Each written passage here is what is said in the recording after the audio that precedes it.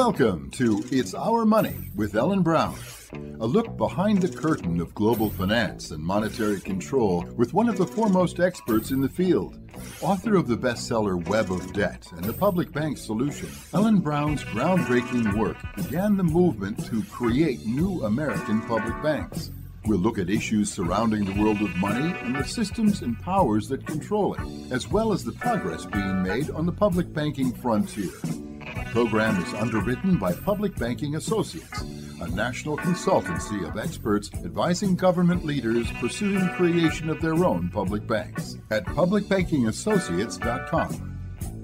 The program called the Partnership for Progress that has been created by the Federal Reserve has a website that lists all of the current minority-owned banks that they consider minority-owned banks. Unfortunately, it's not a long list. I think the Federal Reserve probably feels that is somewhat of a policy failure, that they haven't been able to really jumpstart banking. That's our featured guest today, Dennis Ortblad, talking about his experience working with the Federal Reserve in trying to start some new minority-owned banks. Hello and welcome to It's Our Money with Ellen Brown. I'm Walt McCree, Ellen's co-host and senior advisor to the Public Banking Institute. Today on It's Our Money, we're going to revisit a conversation that Ellen and I had with a treasured colleague at the Public Banking Institute who recently passed away in Moscow, where he was studying to learn Russian. As a former American diplomat in Germany and elsewhere, Dennis Ortblad brought global perspective and experience to our work at PBI, and we were honored to have him on our board of directors. He was a guiding light for public banking in Seattle, the state of Washington, and the nation, with his coordination of resources that facilitated development of public financial institutions on a number of levels. His most recent work focused on First Nations, the Native American tribes in the South Puget Sound area near Olympia, Washington, where he consulted with 5 tribes that were considering creating their own banks. Now, these tribes had been banking their considerable casino revenues from their tribally owned casinos with Wall Street banks. There were just no other options, which, of course, is the same predicament that America's cities, counties, and states face, with, of course, the exception of North Dakota, which has a public bank. In honor of Dennis's important work in these fields, and because our recent interview with him on this program was so rich with information about how public banking could help tribal communities and any other communities, how the Federal Reserve has indicated strong support for helping minority communities with banking infrastructure and regulatory support, and because Dennis's deep personal understanding and relations with the German Sparkassen banks from when he was in the diplomatic corps in Germany, all of which holds much information for us in the American public banking movement. So we'll be reprising that conversation that Ellen and I had with Dennis Ortblad on today's show. We think there's much to learn from a second, even a third listening to his interview with us. After that interview with Dennis, we'll be sharing an interview we had with another globally experienced member of the Public Banking Institute's Board of Advisors, Dr. Thomas Marois, who has a new book out titled Public Banks, Decarbonization, Definancialization and Democratization. As you can tell from that title, there are a lot of significant issues covered in this book, and we're going to take 2 programs to share them with you from an interview that I did with Thomas for our TV show, The Public Bank Solution. The first part of this edited interview will be later on in this program, and then the second part will be on our next edition of It's Our Money. Now, let's check in with Ellen. Thanks, Walt. Yes, we're all very sad to have lost our stalwart board member, Dennis Ortblad. He was a pleasure to work with. He's been dedicated to the idea of public banking for a decade, ever since the State Bank of Washington was first introduced as a bill, I think in 2010, so that's more than a decade. Let's move on to listen to his previous interview.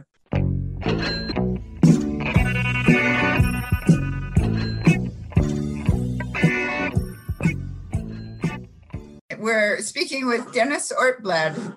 Dennis served in the U.S. Foreign Service as a diplomat in Germany, Japan, Poland, the Philippines, and Switzerland for over 25 years. Prior to the Foreign Service, he worked as a university instructor in Germany and North Africa. As an embassy counselor for economic and financial affairs, he learned the importance of publicly owned banks in Germany and Japan for strengthening economic development. After retirement, he has worked to promote public banks in Washington State and Seattle.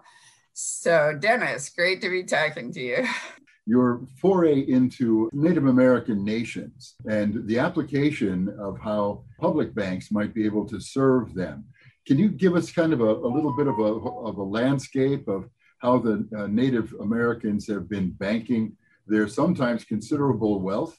Well, in Washington State, we have a number of Native American nations with their own trust lands, and all of them are, in many cases, stalwarts of the local economy.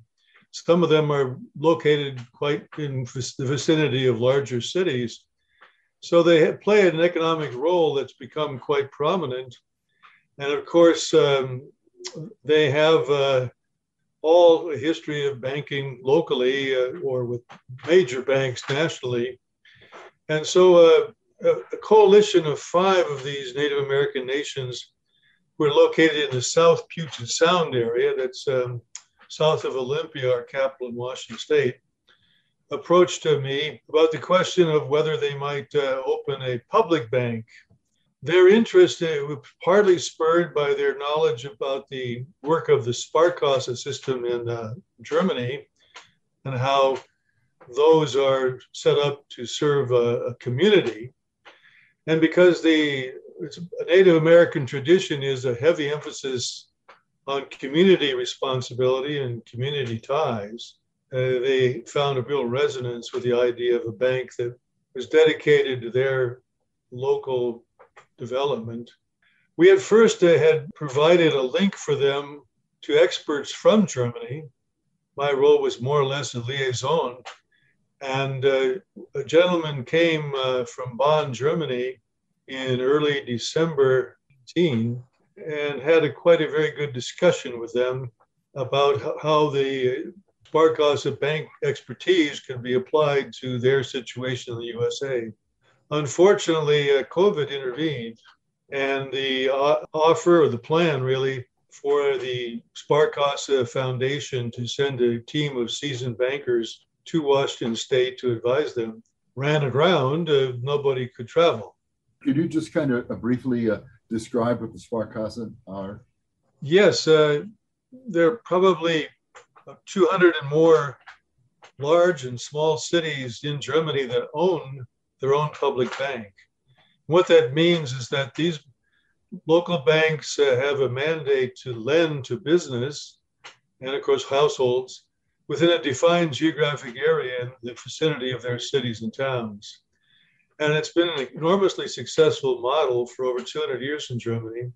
While I worked in Germany, I, of course, was well aware of the Sparkasse because you see their branches in every town. And they seem to be one of the secrets to Germany's economic success because they've always been a ready lender to local business with a long tradition of patient capital. It fostered then many strong smaller companies. They then have set up a foundation in an interest of spreading the idea of using a public bank for local development and have been active in other countries besides the US. Actually, this would have been one of their first major projects in the US. But given the fact that the interest remained for these Native American nations, 5 of them, they asked me to step in and provide a review of their options for a public bank or how this might work. And it became clear to me that one of their key interests was, besides the need to control their own money and have safe, what you might call keep their money at home in their own banking system, was an extreme interest in being able to bank their considerable revenue from cannabis sales in a bank that would take it without charging exorbitant fees. They were experiencing the fact that they were banking now, sometimes with a credit union, and they were paying very large fees to do so. And so they were pleased with the idea that perhaps their own bank would give them more liberty there. So over the course of about 6 months, I helped them compile some insights, and I wrote a final report. And the method was basically during COVID to use the opportunity for widespread Zoom meetings. And I was able first to engage some offices of the Federal Reserve System, starting with the San Francisco Federal Reserve Bank, because that's our region, in Seattle too. They were very helpful in helping me set up a Zoom meeting with several Federal Reserve officials who were interested in minority banks. And of course, Native Americans are in that category. And they lamented how few banks there were, public or otherwise, that belonged to the Federal Reserve System, or of any banks, whatever. I described to them exactly the kind of bank the Sparkassa advisors proposed setting up, which would be on that model of being owned by the tribe, basically operated as a nonprofit, with most of its capital, most of its earnings being returned to its capital, etc. And to my surprise, the lawyers in the Federal Reserve and others said, well, that could work. We have no problem with it. There's no law in the US that would prevent it. And that was a starting point. But then we realized that the Federal Reserve, well, because of COVID's intervention, we found that we really had to explore more broadly, given the opportunities under US banking law. So basically, the report looked at how the tribes, then Native American nations, could form a bank on the model of a normal commercial bank in the United States, but operated basically as a nonprofit. And as part of our Zoom meeting research then, and with the help of the Federal Reserve, I and also the members of the board of these Native American nations had conversations with 3 existing Native American banks, and they are among the very few. The first one was in Montana with the Eagle Bank. Second one was with the Chickasaw Community Bank in Oklahoma. And the third one was with the Native American Bank based in Denver, Colorado. And each was slightly different, but all of them had a focus on mainly the development of the tribe and its economic future by means of supporting tribal business and tribal households. To take one of the examples, the Eagle Bank in Montana, they made quite clear that they were operating in a manner that was not normal for a commercial bank. For example, they didn't lend widely to real estate. They operated then with putting all of their revenue back into the bank's capital. They paid no dividends to shareholders. It was owned by the tribe. And in their view, it was a very successful bank, but it was still modest because it's operated in the town of Polson, Montana, near the Flathead Lake in northwestern Montana, which is not a heavily populated area. It's north of Missoula and Helena. But they were making a go of it. And more than that, they were doing fairly well. They owned, and it was serving then the tribe. The bank was still in its early years of operation, but they felt they had achieved something. And it had taken a while to get it done, to start the bank. And one of the methods they described for founding this bank is a method that was recommended to us by other people, including Washington State's bank regulator. And that is, they bought an existing bank and then converted it to the tribal needs. In essence, they're buying a bank charter. And of course, they buy the business, but they don't have to maintain the same exact model of the business, then they convert it. And they do this in cooperation with in this case, the Montana state regulator. But in the course of my research, I also found that the Federal Reserve has a spread program to promote minority-owned banks, but it's not very successful. They don't have too many successes. They have something called the Partnership for Progress, a kind of generic, not interesting name, but they have, based on that, a commitment then to be very, very forward-leaning in supporting the development of minority-owned banks. And in addition, but it helps explain why they were so cooperative with me when I said I wanted to help found a Native American bank. They were already on board with that as far as policy goes. In addition, I got excellent help from the Minneapolis Federal Reserve Bank because they have been given the mandate to especially serve the numbers of Native American nations in their region. So in all, I found let's say, a policy atmosphere very favorable for establishing a minority-owned bank, but nevertheless, few examples of recent successes.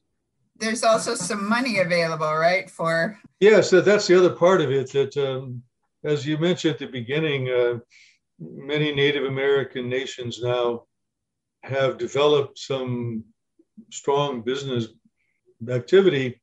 And of course, prime among them are the casinos they operate.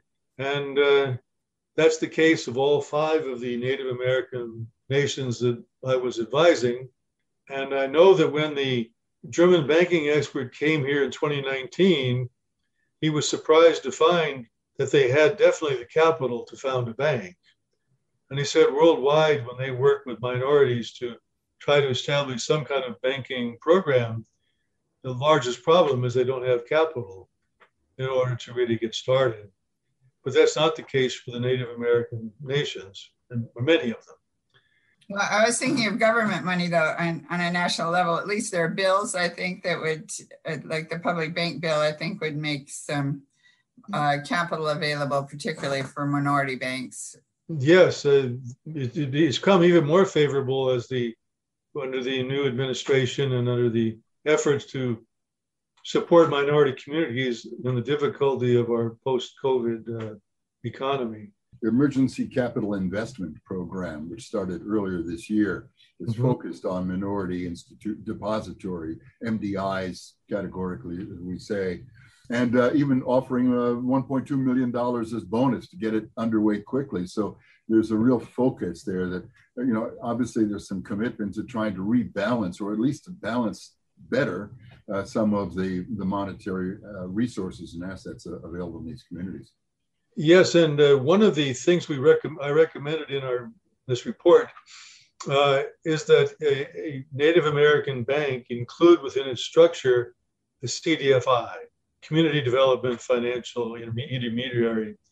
And that is a wonderful tool set up by the Treasury Department and is largely there designed to serve minority groups and communities. And it's rather a low-hanging fruit in terms of its being fairly easy to establish. And we did talk as well in our research with a manager of a Native American CDFI here in Washington State, the Colville Nation. And they've been in operation a number of years and have made a difference in their area, which is not a very populated area. So that was one of the things that the bankers we spoke with, who were Native American bankers, also praised the fact that they had CDFIs as part of their structure, which means they get favorable lending terms and, as you say, also grants from the U.S. Treasury program to support CDFIs. And they also attract capital from other banks, large and small, because that helps these banks meet their Community Reinvestment Act requirements. Which is an obligation that chartered banks have to serve the communities that they are in, the CRA. Of course, in the architecture or the ecosphere of public banks, we expect and include CDFIs as really important components for getting the money to the street, because CDFIs, unlike many commercial banks, are really focused on the success of their lending, a little like the Sparkassen. That they follow their loans, they know their customers, they stick with the businesses, and they work for success. Community banks, of course, are also rather in that category. Are the banks that they're anticipating depositories for retail bank operations? Oh, yes. I mean, one of the drawbacks of a CDFI standing alone is that it's like a revolving fund. It doesn't have too much capital growth and any ability to leverage capital. But in the case of the Native American banks, they attracted deposits from their region, not just from tribal members, but from the regions in which they work. And the depository banks, then they were able to extend their lending capabilities. That was particularly true of the Chickasaw Community Bank, which is actually located in Oklahoma City and competes head-to-head with other banks, commercial banks there, for business or for deposits. And Oklahoma is probably the state with the largest number of Native American-owned banks, many of them quite small, also some credit unions. And they are regulated, the regulator from the Kansas City Federal Reserve told us in our Zoom meeting, including the Native American members of the board, that the Federal Reserve regulates them in a different manner from normal commercial banks, because they understand their role as having limited capital, as having a purpose to serve the tribal needs or the Native American nation needs above all, and they don't have these extensive real estate lending and other programs.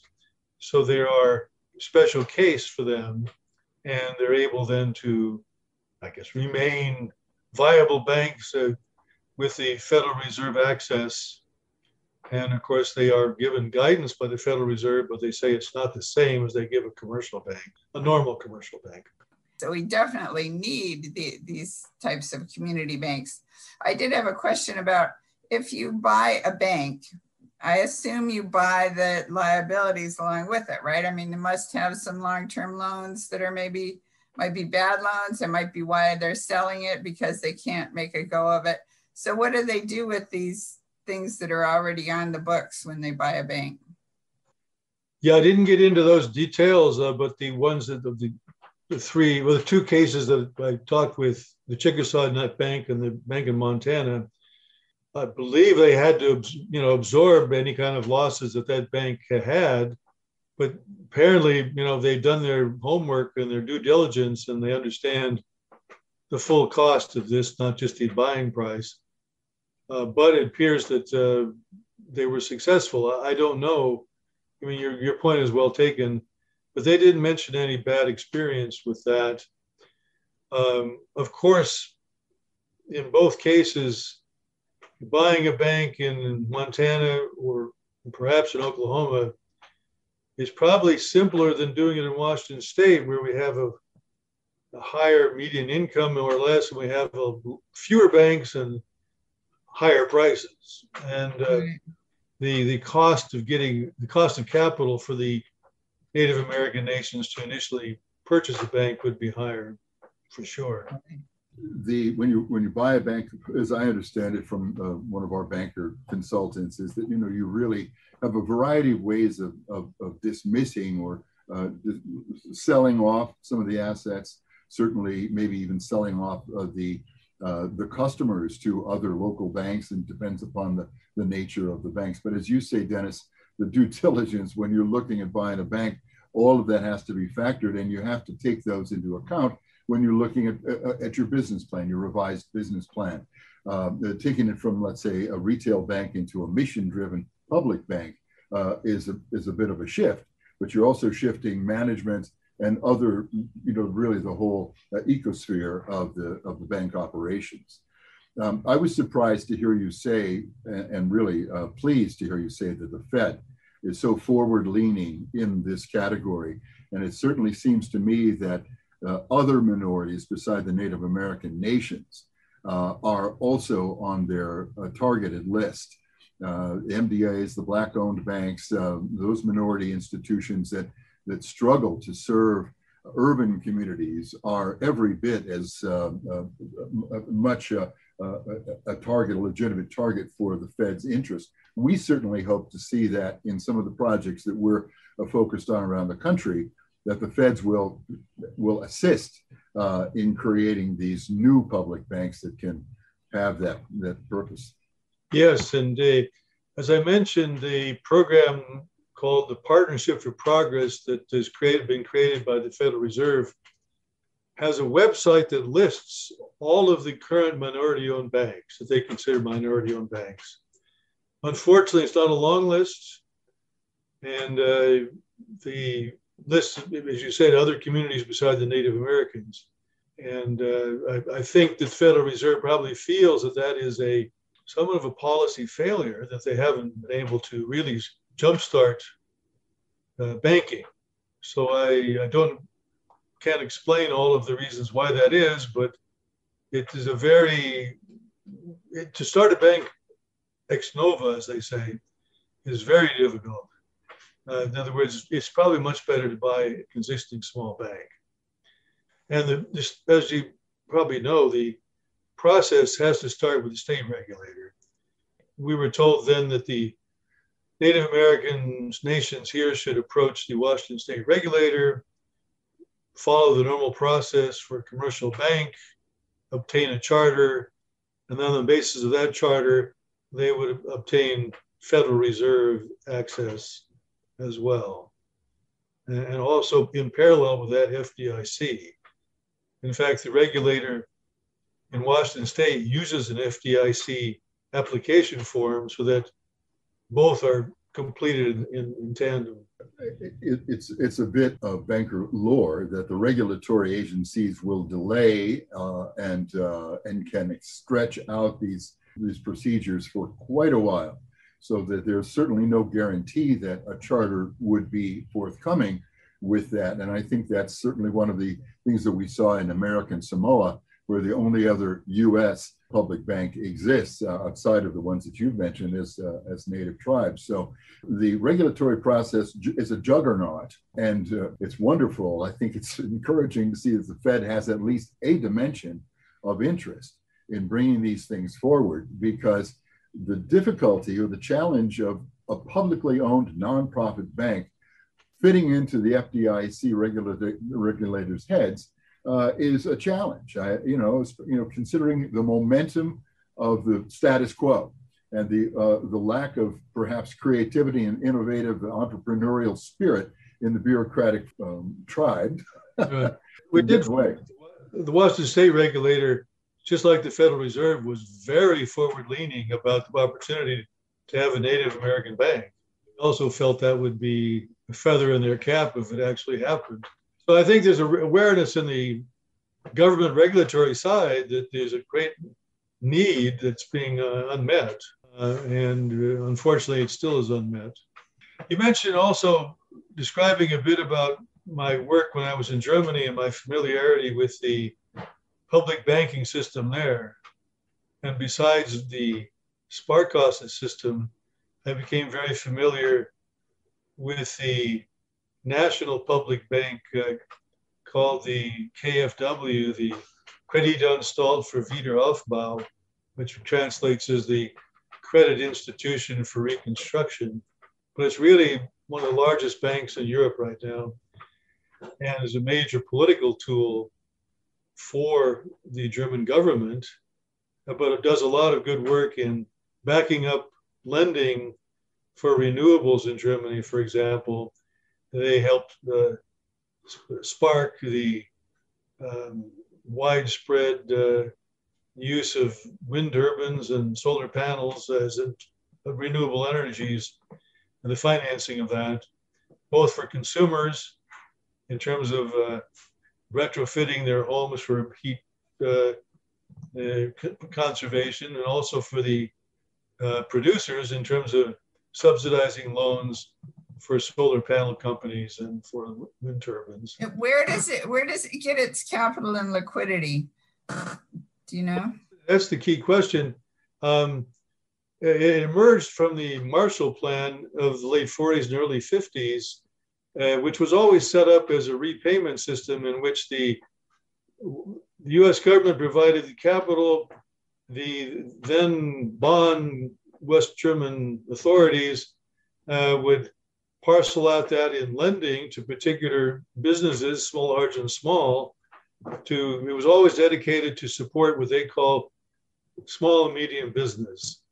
And it was then lent, it was not a grant, it was lent to these firms with the provision for a repayment.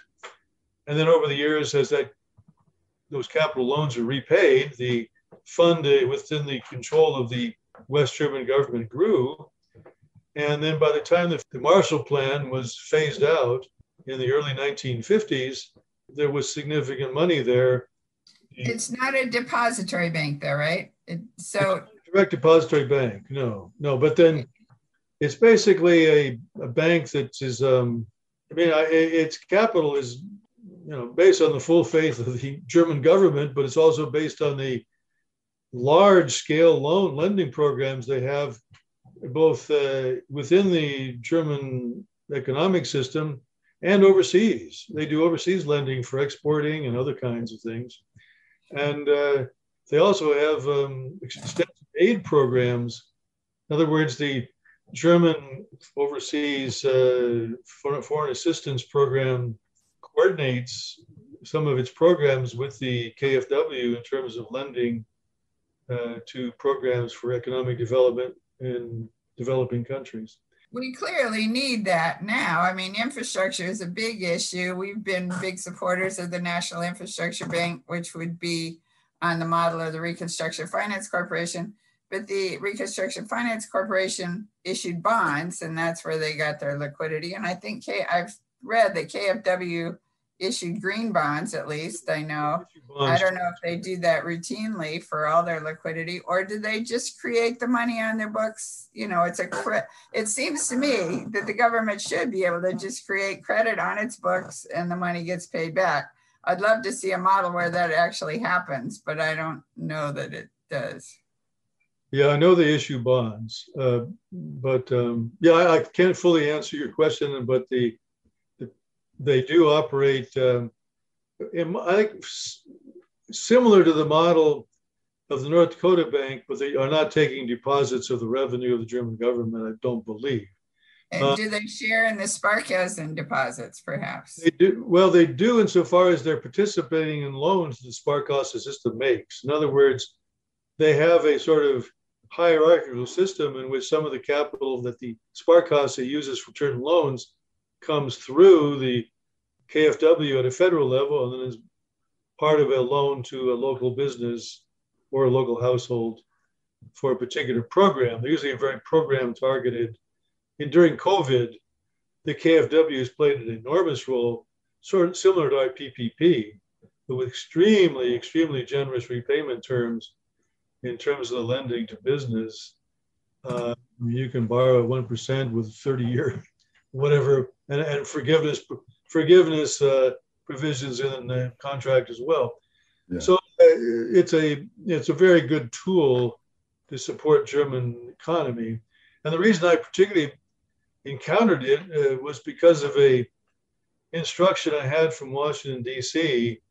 to raise our interest and our concern about Airbus and about subsidies to the development of Airbus, saying this was unfair competition for our Boeing aircrafts and there should not be these direct subsidies. And so after some conversations with my counterpart in the economic ministry, he simply said, well, this is not our government subsidizing this. Airbus's development programs have been supported by loans from our semi-private KfW, our public bank. Uh-huh. And so I could report back to Washington that It's not the It was government. done by a lending instrument that we had helped create for the Germans back in the 1950s. That's a really interesting point, because we're looking at how a distributed network of public banks in the U.S. could equate to something a little like that. That we would have some sort of a central banking pool that would enrich and enable the local public banks to move that money through their own networks of lending. Dennis, just one more question on Sparkassen. The local governments don't own those banks. And actually no one owns them, but they're not for sale. They can't be, they provide husbandry for the banks and stability, but they don't own the banks, and they can't be sold, correct? Yeah, that's correct. I probably misspoke by saying they're owned by they're basically controlled in many ways by the local community. They're set up as probably compare it to a trust law in the US, in which they're definitely owned by I guess you'd say, a legal structure in which the mayor of that particular city sits on the board, but it has other private participants from the private economy. And it is tied to its charter that it can only lend within a certain area with a certain mandate. And you're right, it also has a legal structure that it cannot be alienated, that is, it cannot be sold to any other party. It has to be within that legal structure only. It's in a sense not part of the local government and has no mandate to give dividends to the local government, and generally does not. What it does do is independently support cultural and sports programs and other things within the community with its profits. Where did the Marshall Plan money come from? Was that taxpayer money? Yes. Not just a credit that we issued. Yes. It was taxpayer money. Okay. I mean, it seems to me if we could set up Germany with a public infrastructure bank, we should be able to set up our own country with the public infrastructure bank. But of course, we don't have the capital right now, but we could create it. Well, anyway, just thinking. That was a different era post World War II. And of course, the Reconstruction Finance Corporation still existed in 1946 and 47. There was an acting model within the US structure to do that. Yeah, good point. Okay, well, it's been great talking to you. Did you have more, Walt? No, I just think this has been very rich with so many important aspects for people who are following public banking, thinking and planning, and particulars you shared, Dennis, were very instructive. And thank you so much. It's great to have you on the board of directors of PBI with all of your deep global experience. Yeah, well, thanks for having me on. And I'm not a banker, just as a former diplomat. So well, that counts. That counts. Thank you very much for having me on the program. Great talking to you.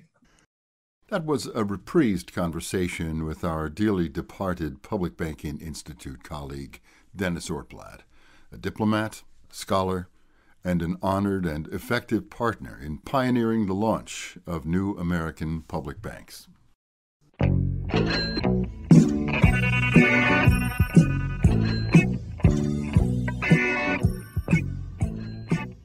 Now we hear from Dr. Thomas Marois about his new book on public banks called Public Banks, Decarbonization, Definancialization and Democratization.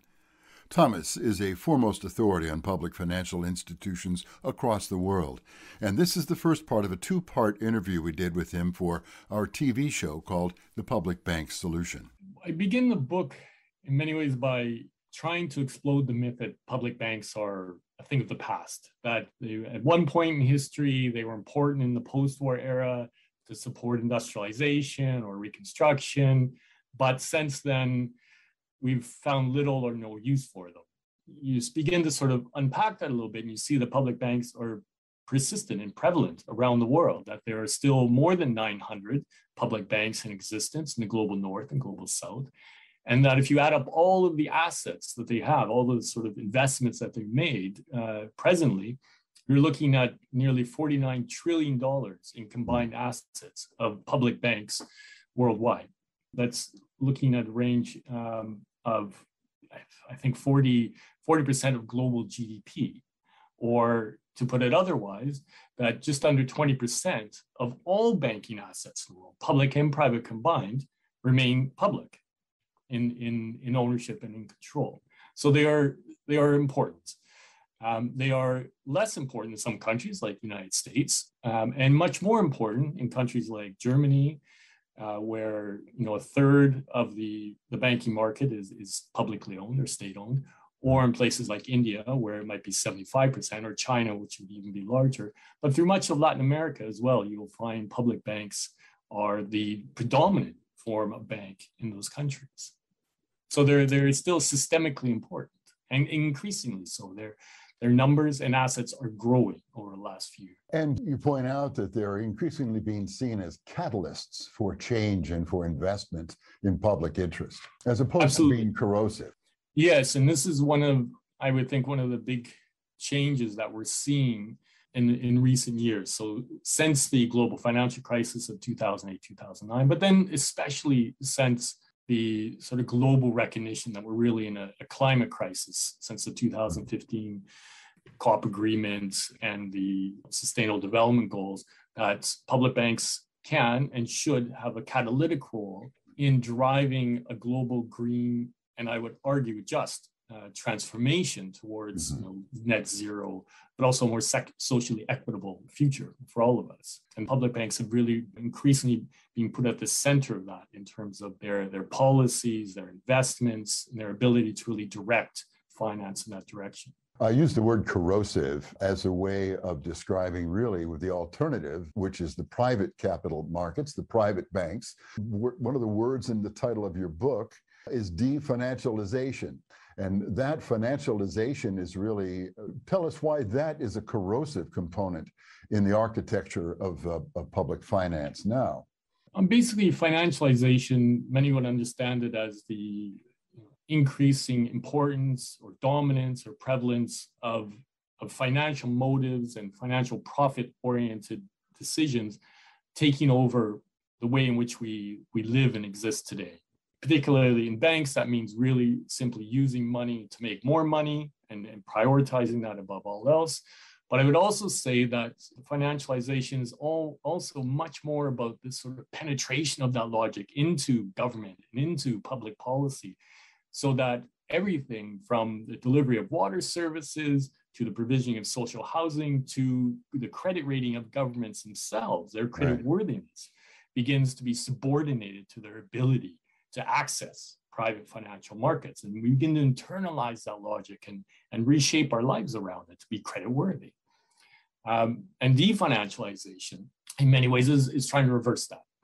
It's reversing the logic that the only provider of capital and money out there are private providers. So we need to bend everything we do to what they want us to do. And at the same time, finding and reclaiming and rediscovering those institutions already in existence that we have and have control over, potential control over, that can begin to slow the flows of money in global markets, because financialization is about rapid investments, being able to put your money in and get your money out very fast. And we have the capacity and examples where these institutions are meant to slow those finances. You draw them in, and then you reinvest it in your community, and then you fix that money within your affected community, your municipality, your state. And really, the Bank of North Dakota is one of the first examples of that, going back to the early 1900s. And they didn't call it definancialization back then, but the purpose of the Bank of North Dakota was to provide an alternative to the Wall Street banks that were sucking money and capital and wealth out of North Dakota, and to find a local option that's able to draw in money and then redistribute it within that state and hold it there. And this is really a driving factor in many of the new financial institutions and public funds and banks that are emerging. So there's one right now in my country, to the north of you in British Columbia. They just created a new fund called InBC. And one of its main purposes is to invest in businesses and communities within British Columbia, and in ways that holds that capital there. And similarly with the Scottish National Investment Bank, Scotland, the new UK Investment Bank in the UK, the Canada Investment Bank, and so on and so forth. It's finding real world examples by which we can reverse this policy of 40 years of financialization and begin to use money for public purpose and for community wealth building. A real clear example of the difference is that when we finance infrastructure through the private markets, we're often paid twice as much for the investment, for the construction, because of that financialized component of needing to create profits for private parties. So we are at a leverage point where the people have a chance to take a stand for themselves. And I suppose that's where your term democratization comes into play. Again, your new book, Public Banks, Decarbonization, Definancialization, and Democratization. Let's talk about that for a moment, how important that is and what it is. My pleasure. I think democratization is one of the themes that I've been trying to explore and understand better for 15 or 20 years, and particularly in the case of public banks, because in the mainstream narrative, it's always about how corrupt and politicized these banks are, and essentially how they're just hotbeds of cronyism and so on. And no doubt there are examples of that in the past and in the present. But there are also examples of public banks and financial institutions that have meaningful ways by which and I mean by that the people and within their community who own and control the bank, can exercise meaningful command over that institution and over the money in which they hold within it. So in the book, I talk about two examples. I talk about the well-known German example, the KfW Bank, that has two ministers from the government at the co-chair position, alongside 35 other members from civil society, from trade unions, from the legislature, from the government representatives on the board, and so on, that then give meaningful purpose and accountability and transparency to the policies that bank then undertakes. And similarly to the south of you in Costa Rica, I talk about the Banco Popular, which is by far the most democratized public bank in the world that I know of, which has been written into law in what they call the 2002 Democratization Law, which sets the bank, this sort of workers' council at the bank's governance committee, composed of 290 members that draw on 10 different social sectors from within the country, who then give shape to the board of directors, the 7-member board of directors, which includes 4 members from the Workers' Assembly, the Workers' Council, that are elected, and then 3 members for government. So it's a co-governed bank, mixing both government representatives and representatives from society itself. On top of that, they've done the incredibly important job of then requiring by law that all representation within the bank is subject to gender equity. So there must be 50% women on all major governing body decisions. So in a 7-member committee at the National Board, for example, that would mean one year it might be 4 women, next year it'd be 3 women, but in alternation. So on average. And just to sort of link it back to the questions of definancialization, decarbonization, I think this is vitally important that we find meaningful mechanisms by which society, communities, marginalized communities and minorities can find voice within the financial institutions that we own and control, so that these institutions, these public banks or public institutions, then create the credibility and the legacy, the capacity to tackle these really big societal challenges. Decarbonization or green transformations are going to be disruptive. People are going to lose jobs. They're going to find jobs elsewhere, but there are going to be costs. And public banks are going to be at the center of that, undoubtedly. And so then they must find the credibility to tackle those challenges, to take on decarbonization, to do so justly based on a firm societal basis. And this is really a key difference in where we're seeing public banks, their trajectory today over the post-war era, where really in many cases, democracy was not really at the top of the list. It was your standard sort of top-down, let's create these things, let's drive industrialization and reconstruction and worry about democracy later. Now, especially in the United States, but in practice elsewhere, the question of societal representation and command is vitally important for overcoming future challenges like global green transformations, but also tackling historic inequalities and historic wrongs in terms of racial reconciliation, indigenous communities, women, gender inequity, and so on. Yeah, it's interesting. I mean, one of the points that you make is that a public bank must be designed with a social commitment as a bedrock, as a foundational value for its operations and its planning. And I think that here in the U.S., as you look around, when you look around at the markets that are exploring this, all of them, to my knowledge, and I know about most of them, have a strong social commitment of equity, fairness, and also disinvestment in those things that we know are not helping secure the planet's health and or sharing some of the wealth systemically with those people who have been left out. That's a very encouraging thing. And of course, when you talk about Banco Popular in Costa Rica, you articulated how much of the public is involved in that decision making. Well, I think some bankers might say, well, how's the bank doing?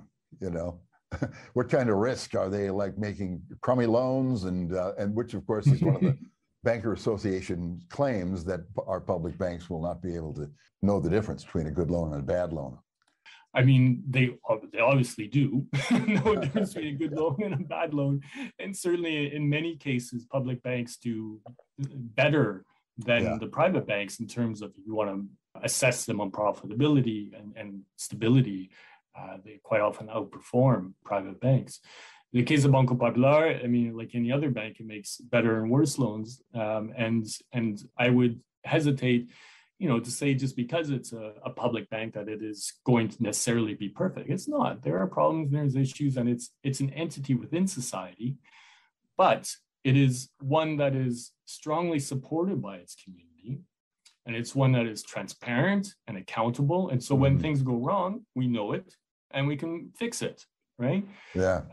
I would also point to those, or respond to those critics, that there are many other public banks elsewhere in the world. And I've been doing some interviews with different ones in Europe recently, and had a conversation with an official from what's called the Dutch Water Bank, which historically was about funding water and created in the 1950s so that Netherlands wouldn't get submerged underwater, but has gone into social housing and into sustainable investments now, and has never had a default on a loan in its history. Wow. Ever. Wow. Similarly, many of the Nordic municipal banks in Norway, Sweden, Finland, similarly, none of them have had a default on a loan. And I would love to see a private bank make that claim. Yeah. It's impossible, of course. And, but not that is an aim. Of course, banks have to take on risk and they have to support communities. And sometimes businesses go bad, and that's fine. That's the nature of it. But it's, is that accountable? Is it transparent? And do we know who they're making loans to and why they are?